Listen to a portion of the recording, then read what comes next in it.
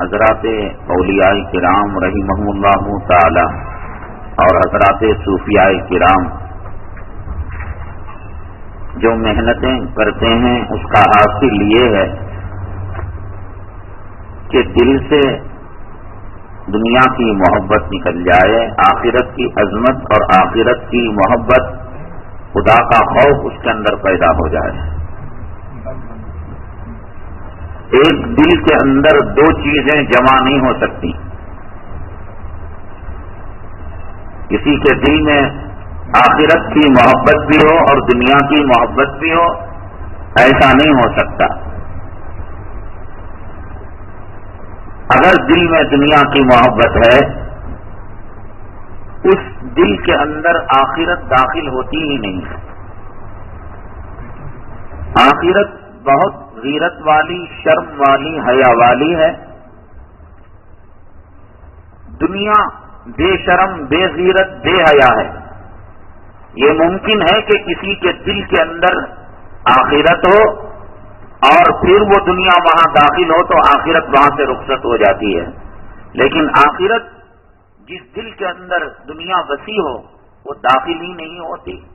اسی لیے سارے تصوف کا حاصل یہی ہے، ولایت کا حاصل یہی ہے کہ اس دل کو سیقل کر دیا جائے، مجلہ کر دیا جائے، اور حضرات صوفیاء کرام جو ذکر و اذکار کراتے ہیں وہ اسی لیے کراتے ہیں کہ اس ذکر کی برکت سے دل سے دنیا کی محبت نکل جائے، مال کی محبت نکل جائے اور دل کا رخ آخرت کی طرف ہو جائے اور اللہ اس کے رسول صلی اللہ علیہ وسلم کی طرف ہو جائے۔ اور یہی تربیت فرمائی جناب محمد رسول اللہ صلی اللہ علیہ وسلم نے حضرات صحابہ کرام کی۔ میں نے آپ کو بتایا صحابیت، شرف صحابیت کا نچوڑ کیا ہے، یہی ایک پل میں جواب دیا جا سکتا ہے۔ وہ ایسا منتر جانتے تھے کہ اس دنیا میں رہتے ہوئے اور دنیا کے مال و اسباب میں رہتے ہوئے رائی کے دانے کے برابر کبھی ان کا دل کا میلان دنیا کی طرف نہیں ہوا۔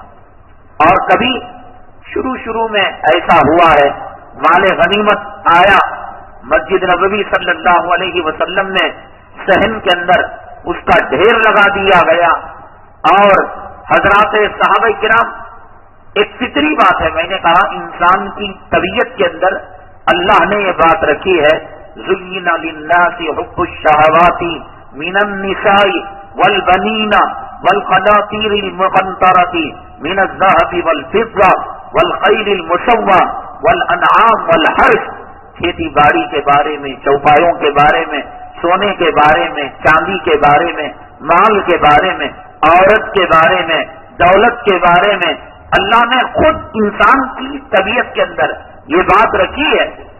جب مال آتا حضرات صحابہ کرام للچائی ہوئی نگاہ سے دیکھتے، ایسا نہیں کہ مال کی محبت میں، بلکہ انسانی فطرت کی وجہ سے نگاہ اٹھ جاتی۔ اللہ کے نبی صلی اللہ علیہ وسلم فرماتے، اے صحابی کیا دیکھ رہے ہیں آپ؟ فرماتے اللہ کے نبی صلی اللہ علیہ وسلم، گھر میں غربت ہے، فقر و فاقہ ہے، تنگی ہے، اور مال غنیمت آیا ہے، میں دیکھ رہا ہوں شاید اس میں سے مجھے کچھ مل جائے، میرے گھر کا چولہا جل جائے، میرے گھر کے اندر بچے آج آسودہ ہو کر دو لقمے کھا کر آج وہ آرام کر لیں، میں یہ دیکھ رہا ہوں۔ اللہ کے نبی صلی اللہ علیہ وسلم بر وقت انجیکشن لگاتے اور نشتر لگاتے، فرماتے اے صحابی کیا میں تمہیں اس مال سے بلکہ دنیا و ما فیہا سے ایک بہتر مال نہ بتاؤں، ایک دولت نہ بتاؤں؟ بر وقت اب للچائی بھی نگاہ سے دیکھ رہے ہیں، بھوک کے وقت روٹی کی طرف نگاہ جا رہی ہے، پیاس کے وقت پانی کی طرف نگاہ جا رہی ہے، بالکل بر وقت بریک لگاتے ہوئے اللہ کے نبی صلی اللہ علیہ وسلم نے فرمایا میرے صحابی یہ مال تو کیا ساری دنیا اور دنیا وما فیہا مال و دولت سے بھر جائے، ان سے بہتر یہ ہے کہ تم 2 رکعت اللہ کے لیے خالص نماز پڑھو. اس انداز سے نبی کریم جناب محمد رسول اللہ صلی اللہ علیہ وسلم نے صحابہ کرام کی اٹھان اٹھائی اور آپ کی تربیت فرمائی. اور یہی تربیت یہ جو آپ سلسلے سنتے ہیں نقش بندیہ، چشتیہ، سہروردیہ، قادریہ، صوفیت، خانقاہ، یہی سلسلے جا کر ملتے ہیں حضرت حسن بصری سے اور حضرت حسن بصری کا حضرت علی کرم اللہ وجہہ سے. حضرت علی کرم اللہ وجہہ نے نبی کریم جناب محمد رسول اللہ صلی اللہ علیہ وسلم سے یہ تصوف سیکھا اور یہ زہد سیکھا اور یہ دنیا سے بے رغبتی سیکھی اور یہ قناعت کی دولت سیکھی اور دنیا کے اندر جینے کا ڈھنگ اور جینے کا سلیقہ ان صحابہ کرام نے سیکھا. اور یہی چیزیں بٹ گئی ان خانقاہوں کے اندر، ان صوفیاء کرام کے اندر، ان اولیاء اعظام کے اندر. یہی وجہ ہے میں بلا مبالغہ اگر میں قسم کھاؤں تو میں قسم میں حانف نہیں ہوں گا اور میری قسم نہیں ٹوٹے گی کہ ان اولیاء کرام کی نگاہوں کے اندر لیا جانے والا استنجا کا ڈھیلا اور پھر سونے کا ڈھیلا ان بزرگوں کی نگاہ کے اندر ان دونوں میں کوئی فرق نہیں تھا. ولایت کے اس مقام پر اس لیے پہنچے کہ ان کی نگاہ کے اندر مٹی کا ڈلہ اور سننے کا ڈلہ یہ دونوں کے دونوں برابر ہو گئے. سیدنا شیخ عبد القادر جیلانی رحمت اللہ علیہ بہت بڑے بیپاری تھے. لوگ کیا سمجھتے ہیں بھائی، اور ان لوگوں کو نام دے رکھا ہے فقیر. جو آدمی صوفی ہوتا ہے اور زاہد ہوتا ہے اور دنیا سے الگ تھلگ ہوتا ہے، لوگ کہتے ہیں بھائی فقیر بابا آیا تھا. یہ فقیر نہیں، یہ شہنشاہ گھر ہے، یہ امیروں کے امیر ہے. سیدنا شیخ عبد القادر جیلانی رحمت اللہ علیہ اتنا بڑا بیوپار، امپورٹ ایکسپورٹ اس زمانے کے اندر جہازوں کے اندر، پانی کے جہازوں کے اندر مال آیا کرتا تھا. ایک مرتبہ حضرت تشریف فرما تھے، مال آنے والا تھا، کسی نے اطلاع دی، حضرت سمندر کے موجوں نے، سپیڑوں نے اس جہاز کو غرق کر دیا. حضرت نے فرمایا کچھ دیر کے بعد الحمدللہ، اور اس کے بعد کچھ دیر کے بعد اطلاع آئی نہ مخبر نے غلط اطلاع دی، جو جہاز ڈوبا تھا وہ آپ کا نہیں تھا بلکہ کسی اور کا تھا. پھر کچھ دیر توقف فرمایا اور حضرت نے کہا الحمدللہ. آپ کے شاگردوں کو، خلفاء کو بڑا تعجب ہوا، جہاز کے ڈوبنے پر بھی الحمدللہ اور جہاز کے بچنے پر بھی الحمدللہ. کچھ لوگوں کا تقیہ کلام ہوتا، ماشاءاللہ ماشاءاللہ ماشاءاللہ ماشاءاللہ میرا کاروبار چل گیا، ماشاءاللہ میں بنگلور کے اندر آ گیا، مدراس جا کر آ گیا، ماشاءاللہ میرا کاروبار ترقی میں آ گیا، ماشاءاللہ لڑکی پیدا ہوئی. ایک صاحب کہتے کہنے لگے ماشاءاللہ حضرت آپ صبح میں بچے کا انتقال ہو گیا. تو یہ آدمیوں کی عادت ہوتی ہے. حضرت نے جو کہا سوچ سمجھ کر یہ بات کہی، سوچ سمجھ کر کہا، توقف فرمایا. تو کسی نے کہا کہ حضرت یہ تقیہ کلام ہے یا سوچ کر آپ نے فرمایا؟ کہا کہ جب آپ نے کہا کہ میرا مال کا جہاز سمندر میں غرق ہو گیا ہے، میں نے دل کی طرف دیکھا دھیان کر کہ کہیں اس سمندر میں جہاز کے غرق ہونے کی وجہ سے اس دل کے اندر ٹھیس تو نہیں پہنچی، صدمہ تو نہیں ہوا. تو کچھ اس کو فرق نہیں پڑا تھا. وہ اتنا مزاح ہوا تھا، اتنا سیخل تھا، اس میں آخرت اتنی بسی ہوئی تھی، اللہ رسول کی محبت اس کے اندر اتنی گھری ہوئی تھی کہ میں نے دیکھا ایک بال کے برابر ٹچ سے بس نہیں ہوا. میں نے کہا الحمدللہ، کوئی بات نہیں، تعریف اللہ کی. اور جب آپ نے خبر دی کہ جہاز بچ گیا، میں نے دل کی طرف دیکھا تو دل کے اندر تب بھی کوئی خوشی نہیں تھی. ڈوبنے پر غم نہیں اور بچنے پر کوئی خوشی نہیں. تو یہی اولیاء کرام مشق کراتے ہیں، اور یہی مشق جناب محمد رسول اللہ صلی اللہ علیہ وسلم نے امت کی فرمائی تھی. اور بدقسمتی کی بات یہ ہے کہ آج ہم یہودی کلچر، عیسائی culture, American culture, western culture کا مطلب کیا سمجھتے ہیں؟ کھڑے ہو کر کھانا کھانا، टोपी निकाल लेना, दाढ़ी मुंडा लेना। असल में इन लोगों ने जो मेहनत की है वो मेहनत ये की है, अल्लाह के नबी सल्लल्लाहु अलैहि वसल्लम ने एक हदीस के अंदर एक बात इरशाद फरमाई कि हर कौम के लिए फितना होता है और मेरी उम्मत का फितना माल और औरत है। इस चीज को यहूद व नसारा ने बड़ी डीप से लिया, गहराई से लिया, और उसने इस चीज को आलय कार बनाकर उम्मत के सामने इस दुनिया को मुज़य्यन कर कर पेश किया कि तुम टीवी नहीं खरीद सकते, मकान नहीं बना सकते, जमीन नहीं ले सकते, मकान बनाने की हसरत है, टीवी लेने की ख्वाहिश है, गाड़ी लेने की ख्वाहिश है, औरत को जेवर पहनने की ख्वाहिश है, ये लोन, ये कर्ज, ये बीमा, ये इंश्योरेंस, ये फिक्स्ड डिपॉजिट, ये सब स्कीमें इसलिए लागू की कि इंसान अपने नफ्स का पुजारी बन जाए। शरीयत ने क्या सिखाया? अल्लाह ने जो दिया बस उसी पर कनात करो, आगे का मत सोचो। दुनिया के मामले में, दीन के मामले में अपने से ऊपर वाले को देखो, और दुनिया के मामले में अपने से नीचे वाले को देखो। अल्लाह ताला ने 2 पेवन के कपड़े मुझे दिए हैं, तो कहो अल्लाह का शुक्र है कि दुनिया में कुछ लोग ऐसे हैं जो सिर्फ एक चादर ओढ़कर सोते हैं। ऐसे तरबियत फरमाई शरीयत ने। इस वेस्टर्न कल्चर ने, हमारे एक साथी ने बताया जो कुवैत के अंदर रहते हैं, दुबई अभी कुछ साल पहले उसका एक एक अंग, एक एक इंच जमीन अमेरिकन कंपनियों के गिरवी के अंदर जा चुकी थी। मेट्रो जो उसने बनाया और जो अलबुर्ज उसने जो बनाया, दुनिया चकाचौंध कर कर, मुज़य्यन कर कर, हदीस को हम उतना गौर से नहीं लेते जितना ये यहूद व नसारा गौर से लेते हैं और उसके बारे में तदब्बुर करते हैं। बताया हमारे साथी ने जो कुवैत में रहते हैं कि अगर किसी को मोबाइल चाहिए 50 दिरहम का, 100 दिरहम का, तो क्रेडिट कार्ड से घर बैठे वो हासिल कर सकता है और उसको वो ले सकता है। एक आदमी मेट्रो में जा रहा है, अपने कपड़े उसको पसंद नहीं, सामने वाले के कपड़े उसको पसंद है। उसने पूछा कि बाबा ये कपड़े तुमने कहां से लिए? उसने कहा फला शोरूम से लिए। क्या आपके पास उसका मेल आईडी है या कुछ अता पता वेबसाइट वगैरह का? लिया, फौरन घर में गया, क्रेडिट कार्ड मारा, सूद के अंदर डुबोकर तबाह कर दिया इस मुआशरे को, समाज को। नतीजा क्या होता है? जो कौमें सूद के अंदर डूब जाती हैं, पेट्रोल है, सोना है, चांदी है, और अल्लाह तबारक ताला ने तकरीबन 70 पर 2 छोटे बड़े ममालिक मुसलमानों के पास दुनिया के दिए हैं। इतने ममालिक किसी और कौम के पास नहीं।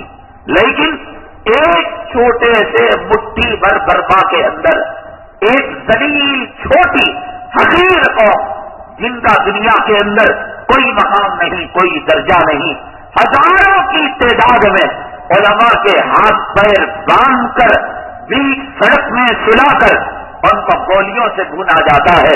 दुबई जो है, फिर उसके बाद अरब इमारात, सऊदी ममलकत, शारजाह और ये जो 72 इस्लामी ममालिक हैं, अगर छोटी सी कोशिश करें इनके थूकने से, ये बुद्धिस्ट कौम इस थूक के अंदर डूब कर मर जाएगी। लेकिन यमहकुल्लाहु रिबा व युर्बि सदाक़ात, कुरान ने कहा कि सूद के जरिए से कौमें मिट जाती हैं। इन्होंने अरब ममालिक के अंदर ख्वाहिशात का रेला केला लगाया, कहा अमेरिकन लड़की से निकाह करना चाहते हो, इतने डॉलर तुम्हें मेहर देने पड़ेंगे, और तुम्हारे पास पैसा नहीं है, कोई बात नहीं, पुनः अमेरिकन जो है बैंक है वो आपको लोन देगा। अभी पिछले साल मेरा कश्मीर के अंदर सफर हुआ था। इससे पहले कश्मीर के सफर के अंदर वहां जो जज्बे जिहाद, जज्बे शहादत और फिर वहां के जो जज्बात देखने में आए, 1 साल के अंदर लग रहा था कि वो जज्बात की शवा गुल हो रही है। क्या हुआ है? आपको یہاں پر کوئی گاڑی لون پر لینا ہے یا مکان کی تعمیر کے لیے چپل گھس جائیں گے لون حاصل کرنے کے لیے، راہ چلتا کشمیری سٹیزن 20 روپے جیب میں رکھ کر یا ایک موبائل کا سم کارڈ رکھ کر وہ نمبر دے کر اپنا اتا پتا صحیح دے کر اسی وقت انسٹنٹ من چاہے اسے ٹرک چاہیے، اسے بس چاہیے، اسے چھوٹی جو ہے ماروتی وین چاہیے، لونوں کے اندر جب پھنس جاتا ہے تو پھر اس کی توجہ اور طرف نہیں جاتی، ایک مرتبہ وہ سود کے چکر میں پھنسا دیتے ہیں، ایسا گھیرا تنگ کرتے ہیں کہ پھر جہاد کے دین کے نقطے کو بھی بلا دیتا ہے۔ کنٹراکٹ انہوں نے دے دیا کہ تم جو ہے ریلوے کنٹراکٹ حاصل کر لو، پلوں کو تعمیر کرو، اور صاحب پہلے فوج کیا کرتی تھی، ملٹری کیا کرتی تھی، تم سڑکیں بناؤ، تار روڈ ڈالو۔ اب پیسوں کے اندر جب غبن کے اندر مبتلا ہو گئے اور پیسوں کی محبت ان کے اندر آ گئی، یہ حب الدنیا رأس کل خطیہ، دنیا کی محبت ہر مصیبت کی جڑ ہے۔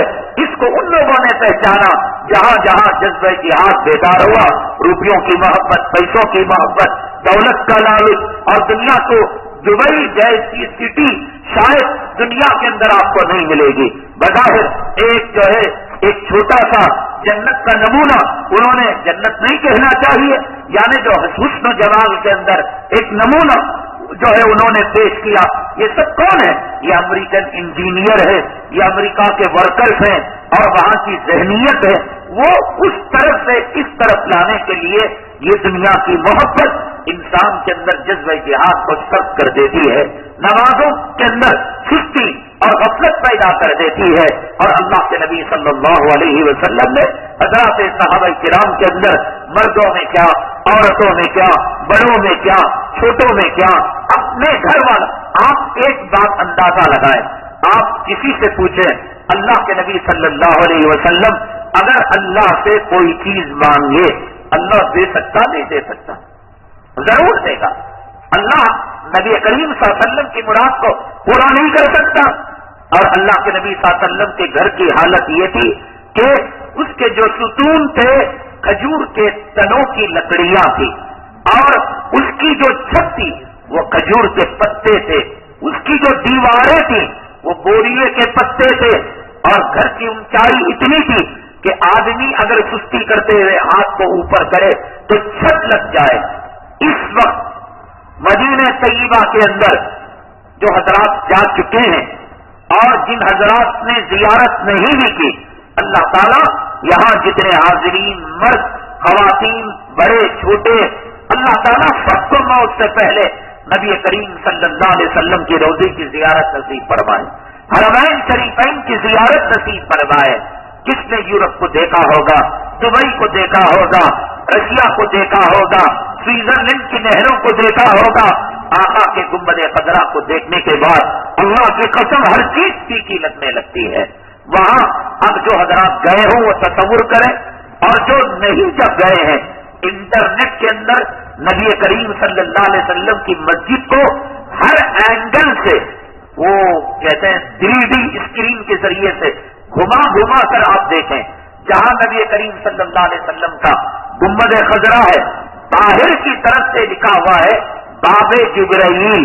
یہ باب جبرائیل کے قریب میں ایک اور دروازہ ہے، وہیں سے جبرائیل امین علیہ السلام نبی کریم صلی اللہ علیہ وسلم کے دولت قدے میں تشریف لاتے تھے اور وہیں سے جاتے تھے۔ اس لیے اکثر چونکہ اس دروازے سے آتے تھے، اس وجہ سے اس دروازے کا نام جبرائیل علیہ السلام کا گیٹ اور باب رکھ دیا گیا۔ اس باب جبرائیل سے لے کر نبی کریم صلی اللہ علیہ وسلم کے روضے تک میرا خیال یہ ہے کہ یہ جو نورانی مسجد ہے اور جہاں وضو خانہ، اس سے بھی کم کا حصہ آپ کی 11 بیویوں کے محلات ان جو ہے اس حصے کے اندر رہا کرتے تھے، بلکہ یہ حصہ بھی زیادہ حصہ میں یہ کہتا ہوں اللہ کے نبی صلی اللہ علیہ وسلم رات میں سجدے میں جا کر آنکھوں سے آنسو کے قطرے بہا کر آپ اگر یہ فرمائے اے اللہ قیصر و کسریٰ چمکتے دمکتے سونے چاندی کے محلوں میں رہتے ہیں، مولا میرے آپ کے محبوب ہیں، ہم آپ کے چہیتے ہیں، اور ہمارے حرم کی جو سرائے ہیں اور جو بیویاں ہیں وہ ایسی خستہ حالت کے گھر میں مان سکتے تھے. آپ کو اختیار دیا گیا اے محمد صلی اللہ علیہ وسلم, آپ چاہے احد کا پہاڑ سونا بنا کر آپ کے قدموں میں ڈال دیا جائے. فرمایا کہ مجھے نہیں چاہیے. آج کہتے ہیں علماء, اللہ کے نبی صلی اللہ علیہ وسلم کو جو پیشکش کی گئی تھی احد کے پہاڑ کو سونا بنا کر قدموں پر ڈالنے کی, آج اللہ تبارک تعالیٰ نے اس مراد کو سرزمین عرب کے اندر پورا کر دیا. احد کے پہاڑ کے برابر سونا وہاں کے سائنسدانوں نے بتایا کہ وہاں مدینہ طیبہ کی زمین کے اندر دفن ہے, نکال رہے ہیں اور من موجی کر رہے ہیں. اور میرے خیال میں اتنا خوشحال ملک مکہ مکرمہ مدینہ طیبہ سعودی عرب کی طرح پوری دنیا میں نہیں ہوگا. یہ نبی کریم صلی اللہ علیہ وسلم کے صبر کا نتیجہ, حضرت فاطمہ کے صبر کا نتیجہ, حضرت عمر فاروق رضی اللہ تعالیٰ عنہ جیسی شخصیت جو شیطان دیکھتا تھا پیشاب خطا ہو جاتا تھا, ڈر کر بھاگتا تھا.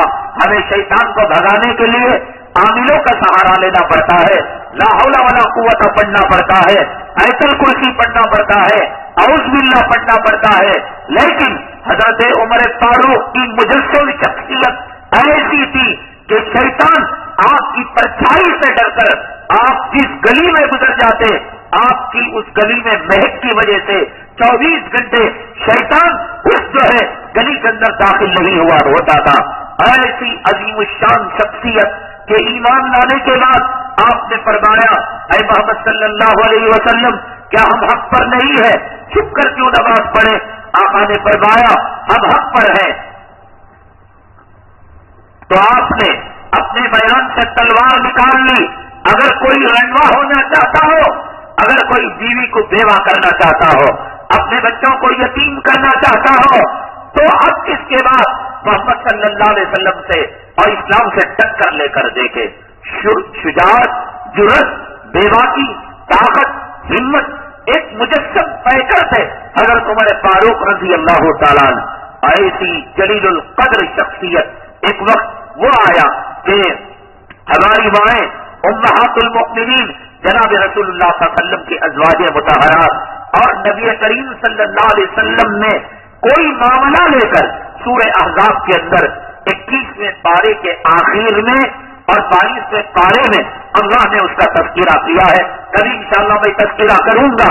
یعنی نان نقطے کے معاملے کو لے کر ازواج مطہرات نے میمورنڈم پیش کیا, اے اللہ کے نبی صلی اللہ علیہ وسلم سال بھر کا خرچہ دے دیجیے. تو آیت نازل ہوئی ان کنتن تردن الحیات الدنیا وزینتها فتعالین امتعکن واسرحکن سراحا جمیلا. اگر تمہیں دنیا کا مال چاہیے, تمہیں سوچنا 100 مرتبہ چاہیے تھا نبی کے حرم سرائی میں قدم رکھنے سے پہلے. ہم دیں گے لیکن نبی کے حرم سرائی کو چھوڑنا پڑے گا. امتعکن واسرحکن سراحا جمیلا وان کنتن تردن اللہ ورسولہ والدار الاخرہ. لیکن اگر تمہیں اللہ چاہیے, اللہ کا نبی چاہیے اور آخرت چاہیے, فإن اللہ اعد للمحسنات منکن اجرا عظیما. لیکن اللہ نے ایسے لوگوں کے لیے بڑا اجر عظیم دیا ہے. بڑا خطرناک امتحان تھا. یہاں پر بیویاں, وہاں اللہ کے نبی صلی اللہ علیہ وسلم کچھ معاملہ ہو گیا تھا. حضرت عمر فاروق رضی اللہ تعالیٰ ثالثی بن کر نبی کریم صلی اللہ علیہ وسلم سے بات کرنے کے لیے گئے.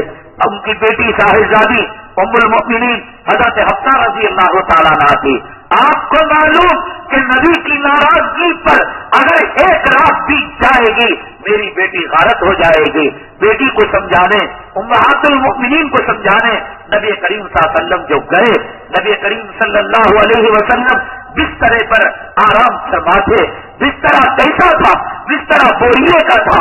حضرت عمر فاروق داروں قطار رونے لگے. اللہ کے نبی صلی اللہ علیہ وسلم نے پوچھا عمر کون سی چیز تمہیں رلا رہی ہے؟ فرمایا قیصر و کسریٰ جو دنیا کے حقیر بادشاہ ہیں, سونے چاندی کے اندر ناز نخرے کر رہے ہیں, عیش و عشرت کی زندگی گزار رہے ہیں. آج دونوں جہاں کے شہنشاہ آپ کے جسم اکبر پر بوریے کے نشانات ہیں اور پورے گھر کی جو جاگیر ہے.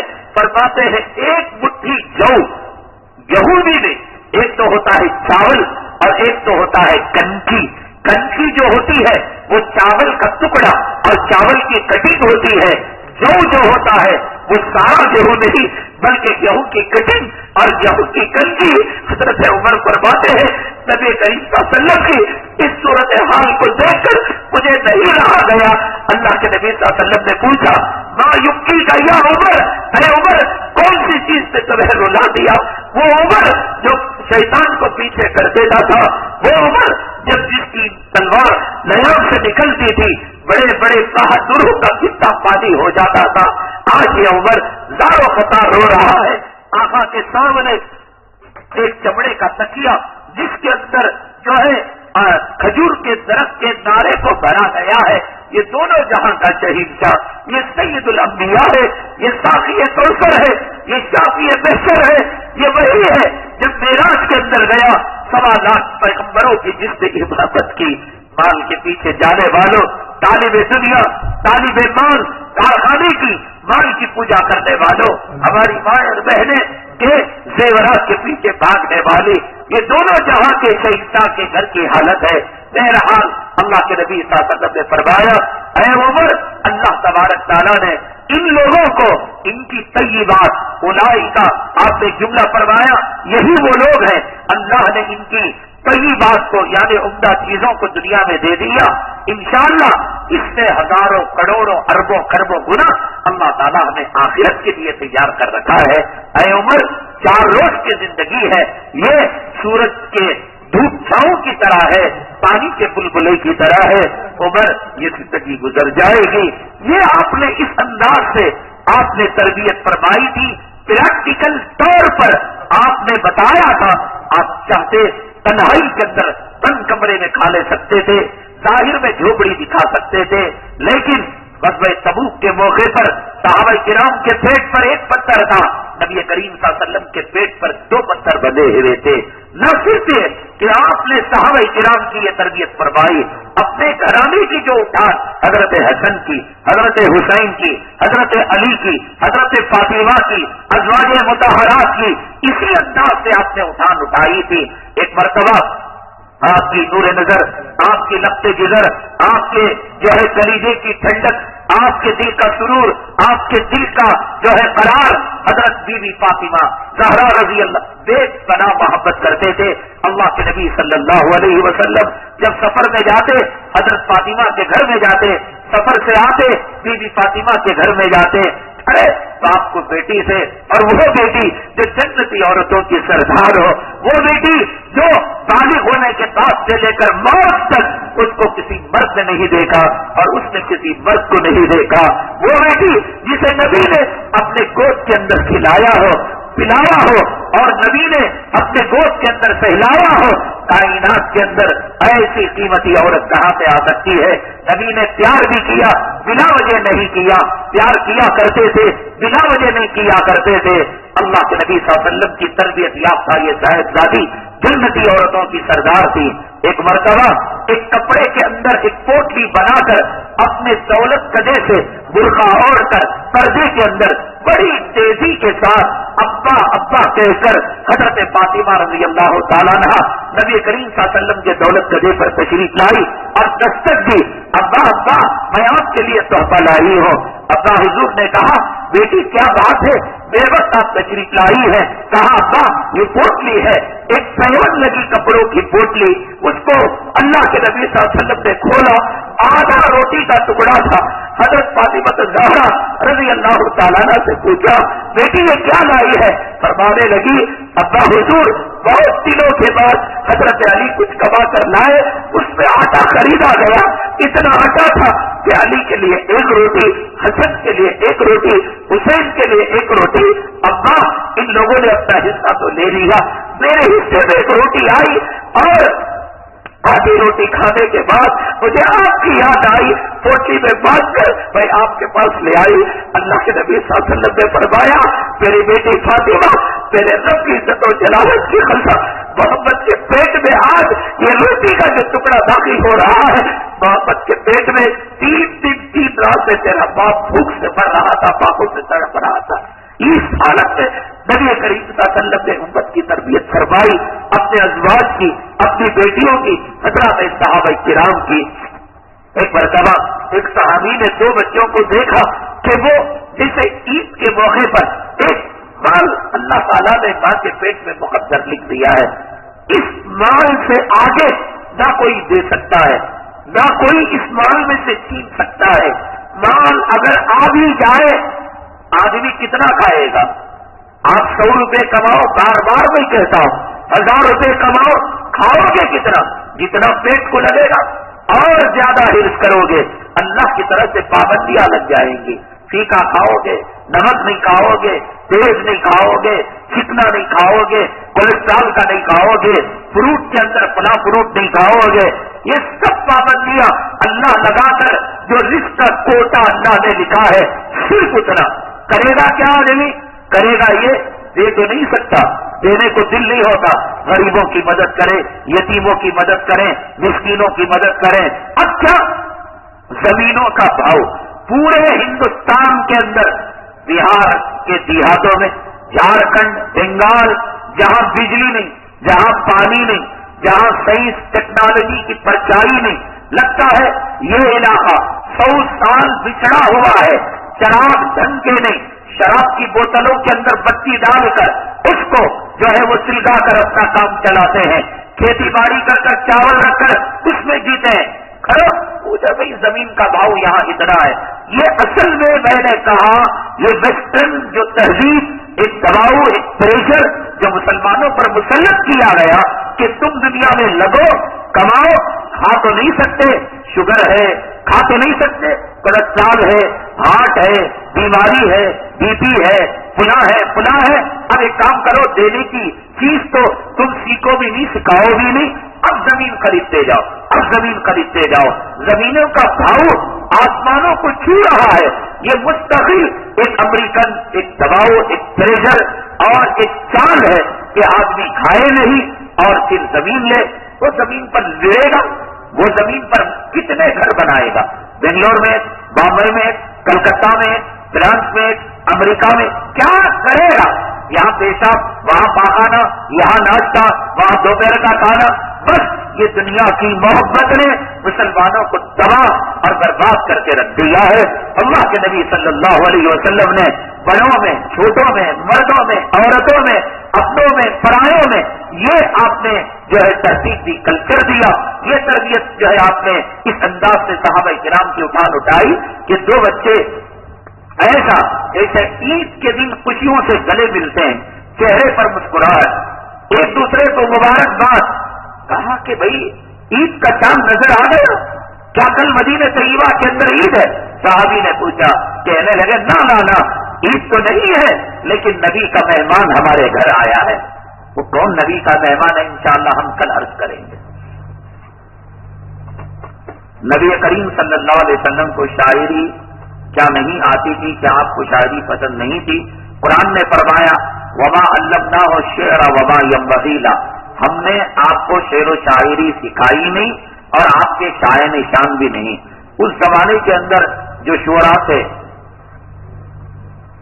وہ شعر و شاعری کے ذریعے سے زمین و آسمان کی خلابازیاں لگاتے تھے اور کسی معاملے کے اندر غلو کیا کرتے تھے. شعر و شاعری بالکل گندی ہو چکی تھی اور کوئی فائدے کی چیز نہیں تھی. اس لیے اللہ کے نبی صلی اللہ علیہ وسلم کو جب ضرورت پڑتی، شاعر رسول حضرت حسان ابن ثابت رضی اللہ تعالیٰ عنہ تھے، ان کو فرماتے اے حسان فلاں یہودی کے سوال کا جواب تم دو. اور آپ منبر سے نیچے اتر جاتے، حضرت حسان کو منبر پر بٹھا دے، فرماتے اے حسان تم جو ہے نعت پڑھو، اے حسان تم جو ہے فلاں دشمنوں کے خلاف شعر و شاعری کرو.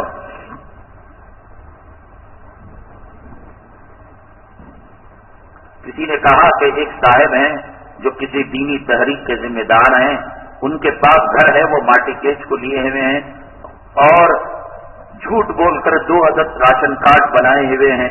ماٹی کیچ کو گھر لینا بھی بھائی وہ امام ہو، مفتی ہو، علامہ ہو، یا کہ کسی تحریک کا ذمہ دار ہو یا عام مسلمان ہو، سب کے لیے مسئلہ ایک ہے. نہ امام کو اجازت ہے، نہ کسی تحریک کے ذمہ دار کو اجازت ہے. ماٹی کیس پر گھر لینے والا، دینے والا، دلالی کرنے والا اور بروکری کرنے والا اور اس کی طرف رہبری کرنے والا کہ دیکھو یہ تیسرے قرات میں چوتھا جو گھر ہے نا وہ ماٹی کے اس کو دینے تیار ہے. یہ بولنے والا تمام کے تمام سود کے گناہ کے اندر ملوث ہیں اور سود کا گناہ ماں کے ساتھ کپڑے کاٹ کر 30 پر 6 مرتبہ زنا کرنے کے برابر ہے. جو حضرات ماٹی کیس کے گھر میں ہیں وہ اس معاملے کو ختم کریں. چھوٹے موٹے کرائے کے گھر کے اندر رہے. ماٹی کیس کے گھر کے اندر خدا کی رسول کی لعنت ہے اور ماٹی کیس کے گھر کے اندر خیر و برکت نہیں ہوگی. یہ سودی گھر ہے. مسلمان کتوں کا کاروبار کر سکتا ہے یا نہیں؟ کتے اگر سیاحت کے لیے پالے جاتے ہیں اس کا استعمال کرنا، اس کا کاروبار کرنا بھی صحیح نہیں.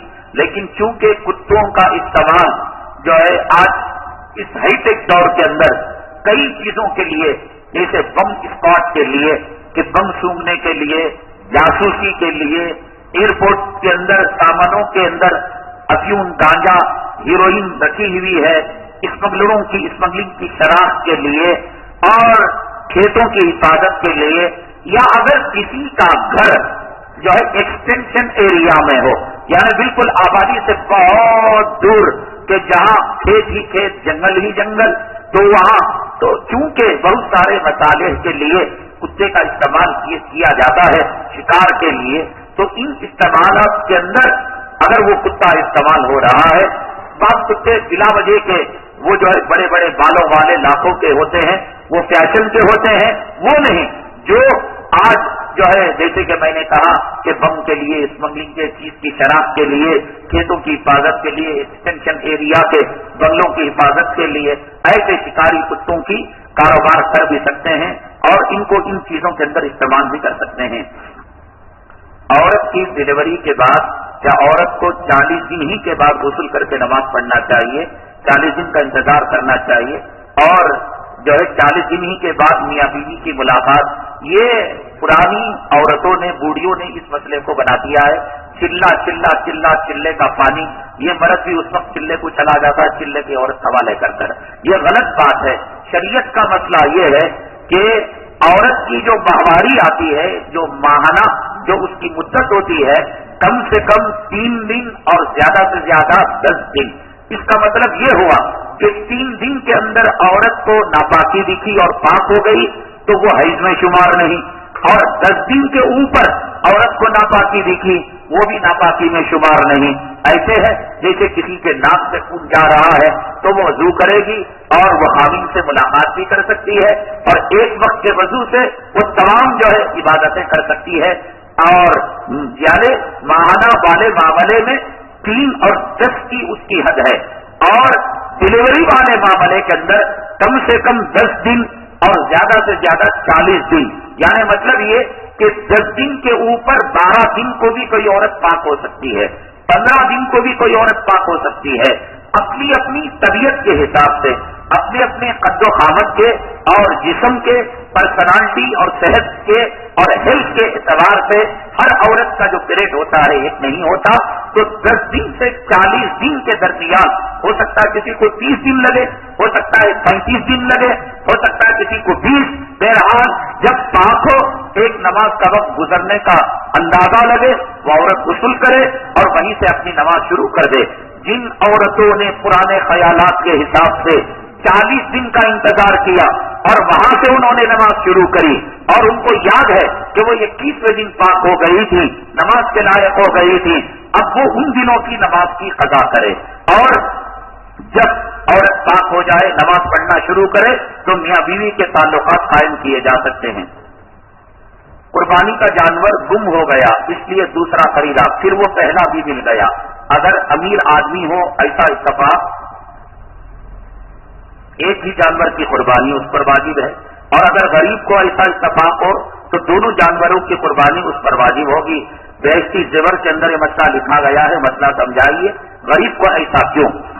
ابھی کسی غیر مخلد نے رمضان المبارک کے پہلے بھی اس قسم کا یتیم میں بھیج کر مذاق اڑانا چاہا شریعت کا اور بہشتی زیور کا اور فقہ حنفی کا. ہونا کیا چاہیے تھا، عقل کیا کہتی ہے؟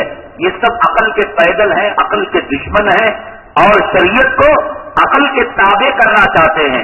ہم کہتے ہیں شریعت کو قرآن سے سمجھو، شریعت کو حدیث سے سمجھو، شریعت کو فقہا سے سمجھو، شریعت کو اولیاء سے سمجھو، اور اگر شریعت کو اپنی عقل سے سمجھو گے ایک دن وہ آئے گا کہ تم انگریز کی تابع داری میں غلامی کے اندر تم جو اپنی نماز پڑھا کرو گے. سمجھ گئے؟ یہاں اصل میں دھوکہ یہ دینا چاہتے ہیں. ایک آدمی امیر ہے، ایک آدمی غریب ہے. امیر آدمی نے قربانی کا جانور خرید، دونوں نے قربانی کا جانور خریدا، دونوں کا، امیر کا بھی جانور گم ہو گیا، غریب کا بھی بکرا گم ہو گیا، اس کا بھی بکرا اس کا بھی بکرا. پھر دونوں کے بکرے مل گئے، امیر کا بکرا بھی مل گیا، غریب کا بکرا بھی مل گیا. اب ہونا کیا چاہیے تھا؟ امیر کے پاس کیپیسٹی ہے، امیر کے پاس مال ہے، دولت ہے، تو کہا جائے امیر صاحب جب قربانی کی نیت سے دونوں بکرے تمہیں خریدے تو ایک کام کرو، دونوں دے ڈالو. اب غریب بھائی تم ایک کام کرو، یہ بکرا بیچ کو تمہارا پیسے واپس لے لو، یہ کچھ بکرا تمہارے پر فرض ہے. لیکن فقہا نے کہا غریب پر دونوں بکروں کی قربانی واجب ہے اور امیر پر ایک بکرے کی قربانی. وہ کیوں؟ وہ اس لیے کہ امیر پر جو قربانی واجب ہے بکروں کی خریداری کی وجہ سے نہیں، وہ صاحب استطاعت ہونے کی وجہ سے، یعنی کیپیسٹی کی وجہ سے. سمجھ رہے ہیں آپ کہ اس کے پاس 640 پر 4 گرام چاندی کی قیمت، فرض کرو کہ 30 پر 5,000 روپے، وہ 30 پر 5,000 روپے اخراجات جا کر ایام قربانی میں اخراجات جا کر اتنی کیپیسٹی اس میں تھی، تو اس لیے اس پر واجب ہے جو قربانی وہ جانور کی خریداری کی وجہ سے نہیں بلکہ صاحب استطاعت اور امیر ہونے کی وجہ سے. اور امیر کے لیے یعنی صاحب استطاعت کے لیے واجب قربانی، میں استطاعت ہوں، امیر ہوں، تو میری طرف سے صرف ایک، چاہے 100 بکرے خریدوں، چاہے بکرا گم کر ملے، چاہے ایک بکرا خریدوں، ایک واجب، بقیہ نفلی ہوں گے. اسی طریقے سے غریب پر جو قربانی واجب ہوئی، غریب کو کس نے کہا تھا؟ جبرائیل امین اس کے پاس وہی لائے تھے. شیخ عبد القادر جیلانی خواب میں آپ کو بولے، ٹولے مار کر بولے قربانی دینا. اس کی خواہش تھی میں قربانی دوں گا، قربانی کی نیت سے اس نے جانور خریدا، استطاعت نہیں تھی، کیپیسٹی نہیں تھی، 30 پر 5,000 روپے نہیں تھے اس کے پاس، قربانی کی نیت سے خریدا. تو اب قربانی کی نیت سے خریدا تو جانور آنے کے بعد قربانی اس پر واجب ہو گئی.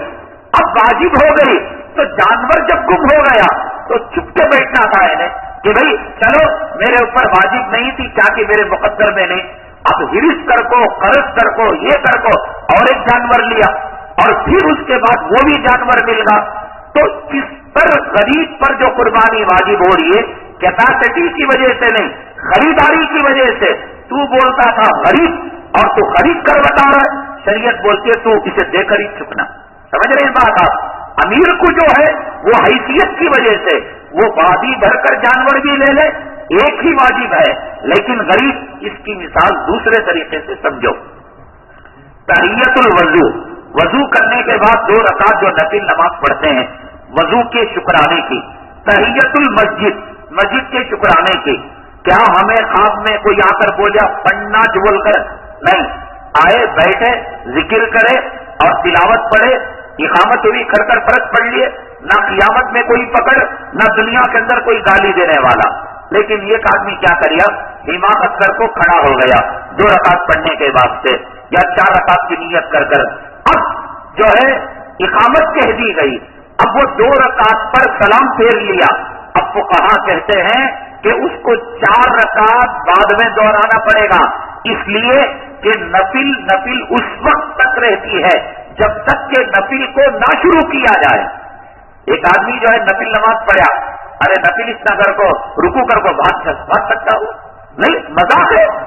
جب نفل تھی تو کب تھی؟ شروع کرنے سے پہلے تکبیر تحریمہ پڑھ کر نماز میں داخل ہو گیا، اب وہ نفل ختم کرنا اس پر فرض اور واجب ہو گیا.